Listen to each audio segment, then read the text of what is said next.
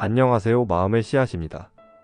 우리 삶의 여정에서 가장 흔히 던지는 질문은 나는 무엇을 하고 싶은가? 입니다. 하지만 이 질문이 항상 올바른 출발점은 아닙니다. 삶의 목적은 단순히 내가 하고 싶은 것이 아니라 삶이 나에게 요구하는 것이기 때문입니다. 우리 내면에는 누구나 고유한 목소리가 있습니다. 이 목소리는 우리가 진정으로 해야 할 일을 찾도록 이끄는 지침서와도 같습니다. 하지만 우리는 종종 이 목소리를 무시합니다. 왜냐하면 현대 사회는 끊임없는 자극과 즐거움, 그리고 외적인 성공에 초점을 맞추기 때문입니다. 이렇게 질문을 바꿔보세요. 내 삶이 나에게 무엇을 요구하고 있는가? 이 질문은 나 자신뿐만 아니라 내가 속한 세상과도 연결됩니다. 이제 더 이상 나는 내 안에만 갇혀있지 않습니다. 삶이라는 거대한 흐름 속에서 내가 해야 할 역할을 발견하는 여정을 시작하게 됩니다. 목적은 욕망이 아니라 내면에서 온다. 목적은 단순히 내가 원하는 것에서 오지 않습니다. 나는 항상 이 일을 해보고 싶었어. 이런 식의 욕망은 종종 순간적인 흥미로 그치곤 합니다. 목적은 더 깊은 곳에서 비롯됩니다. 그것은 우리의 삶 속에서 삶이 우리에게 요구하는 일로 자연스럽게 이끌리는 경험에서 찾아집니다. 예를 들어보세요. 어떤 일을 할 때 묘한 안정감과 몰입을 느끼고 그 일을 통해 주변 사람들에게 긍정적인 변화를 가져다 준 적이 있었나요? 그것이 바로 삶이 당신에게 보내는 신호일 수 있습니다. 이 신호는 우리가 진정으로 해야 할 일을 가리키는 나침반과도 같습니다. 목적 없는 삶의 공허함. 목적 없이 살아간다면 우리는 공허함을 느끼게 됩니다. 이 공허함을 채우기 위해 많은 사람들이 취미, 로맨스 또는 일시적인 자극에 의존하곤 합니다. 그러나 이런 것들은 일시적인 위안일 뿐 그 공허함의 본질적인 문제를 해결하지 못합니다. 로맨스는 아름답지만 그것만으로 삶의 의미를 채울 수는 없습니다. 취미는 즐겁지만 그 즐거움은 영원하지 않습니다. 결국 우리는 스스로에게 이렇게 질문하게 됩니다. 내가 이 세상에 어떤 의미를 남기고 있는가? 이 질문에 대한 답은 단 하나, 바로 내면의 목소리를 따르고 삶이 요구하는 방향으로 나아가는 것입니다. 삶이 우리에게 무엇을 요구하는지 이해하는 것은 쉽지 않습니다. 왜냐하면 그 목소리는 항상 크고 명확하지 않기 때문입니다. 종종 삶의 요구는 속삭임처럼 다가옵니다. 어떤 때는 불편한 상황이나 우리가 피하고 싶은 도전 속에 숨어 있기도 합니다. 그래서 우리는 먼저 이 속삭임을 듣는 법을 배워야 합니다. 1. 불편함 속에 숨은 메시지 찾기. 삶의 요구는 편안함에서만 오지 않습니다. 때로는 우리가 가장 불편해하는 순간 혹은 직면하기 두려워하는 문제 속에 숨겨져 있습니다. 예를 들어 반복적으로 실패하거나 어떤 관계에서 끊임없는 갈등을 겪는다면 그 상황이 단순히 나쁜 운 때문만은 아닐 수 있습니다. 그 경험은 당신에게 이렇게 묻고 있는지도 모릅니다. 너는 왜 이 상황을 계속 반복하고 있는가? 이 경험에서 무엇을 배워야 하는가? 불편함을 피하려 하지 말고 그 안에 숨어있는 메시지를 찾아보세요. 그 메시지가 당신의 삶이 요구하는 새로운 방향을 가리키고 있을 가능성이 큽니다. 2. 고요함 속에서 내면의 목소리 듣기. 삶의 요구는 소음 속에서 들리지 않습니다. 오늘날 우리는 끝없이 울리는 스마트폰 알림, 바쁜 일정, 그리고 끊임없는 자극 속에서 살아갑니다. 이 모든 소음은 내면의 목소리를 묻어버립니다. 매일 짧은 시간이라도 고요함을 만들어 보세요. 스마트폰을 끄고 조용한 공간에서 눈을 감고 아무런 생각 없이 내면에 집중해 보세요. 이 고요함 속에서 떠오르는 직감이나 느낌을 기록하세요. 이 직감들은 때로 삶의 방향성을 알려주는 중요한 단서가 될 수 있습니다. 3. 반복되는 패턴 관찰하기. 삶의 요구는 종종 반복되는 경험을 통해 드러납니다. 비슷한 상황, 비슷한 문제, 비슷한 기회가 반복된다면 그것은 우연이 아닐 가능성이 높습니다. 예를 들어 당신이 특정한 분야에서 계속해서 사람들이 도움을 요청한다면 그것은 당신에게 특별한 능력이 있음을 나타낼 수 있습니다. 반대로 반복적으로 겪는 실패는 새로운 방향으로 나아가야 한다는 신호일 수 있습니다. 반복되는 경험을 무시하지 말고 그 안에서 삶의 요구를 찾아보세요. 4. 내면과 외부의 균형 맞추기. 삶의 요구는 내면에서만 나오지 않습니다. 우리 주변 환경, 우리가 속한 세상에서도 분명한 메시지가 전달됩니다. 당신의 가족, 친구, 동료들이 반복적으로 당신에게 말하는 것이 있나요? 너는 정말 사람들을 격려하는데 탁월해?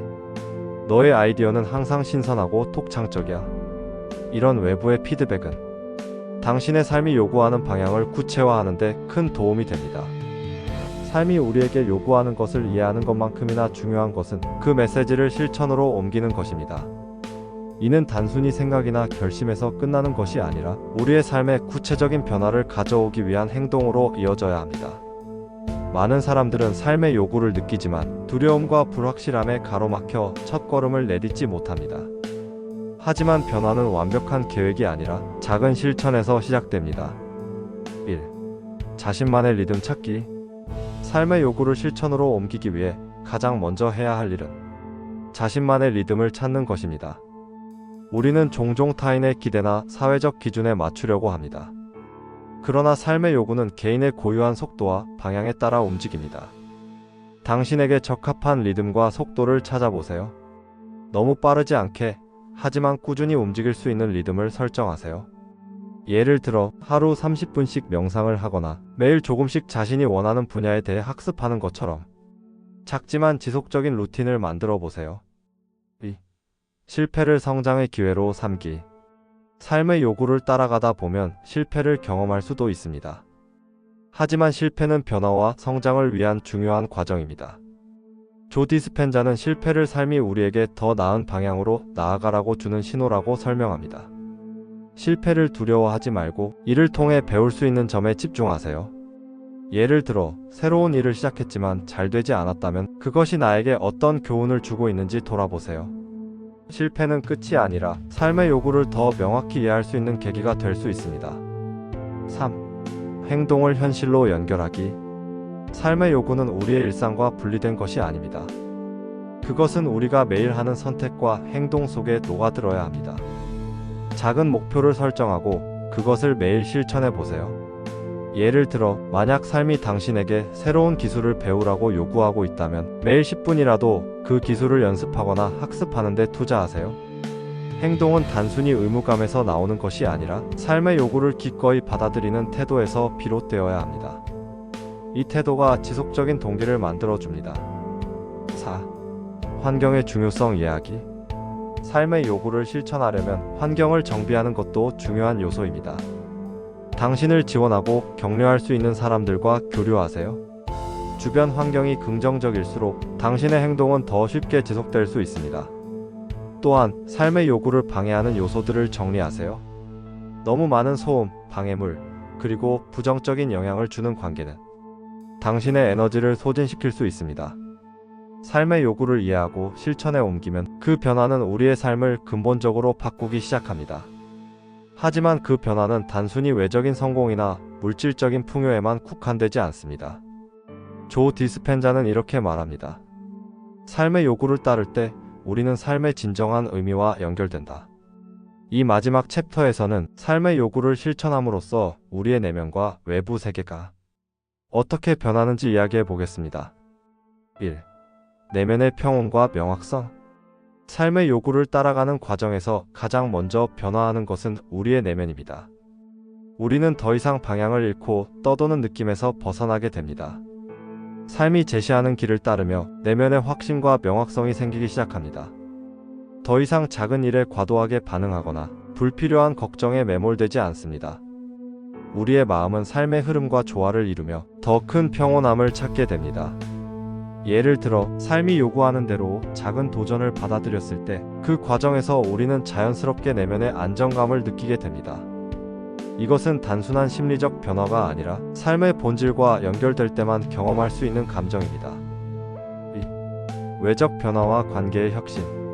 삶의 요구를 따르며 행동하다 보면 우리 주변의 환경과 관계 또한 변화하기 시작합니다. 삶의 요구를 따르는 사람들은 더 큰 책임감을 가지고 행동하기에 자연스럽게 다른 사람들에게 신뢰와 영감을 주게 됩니다.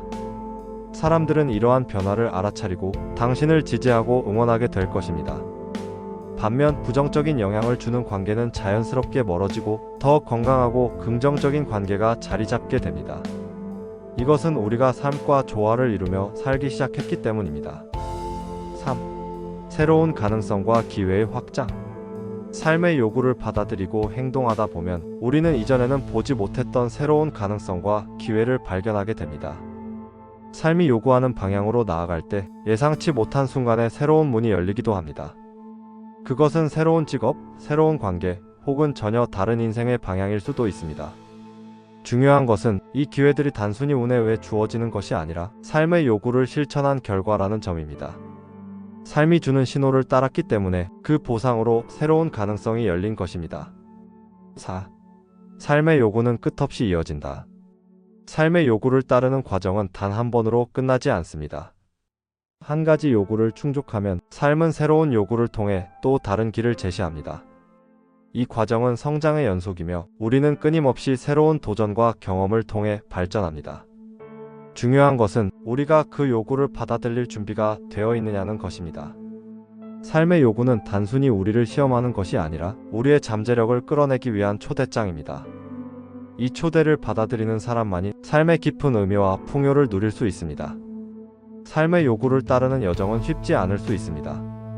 하지만 그것은 우리가 삶과 연결되고 우리 자신과 더 깊이 마주하는 가장 강력한 방법입니다. 이제 당신에게 묻고 싶습니다. 삶이 당신에게 요구하는 것은 무엇인가요? 그리고 그 요구에 어떻게 답할 준비가 되어 있나요? 삶의 요구를 따르는 작은 첫걸음이 여러분의 내면과 세상을 어떻게 바꿀지 기대해 보세요. 감사합니다. 마음의 씨앗이었습니다.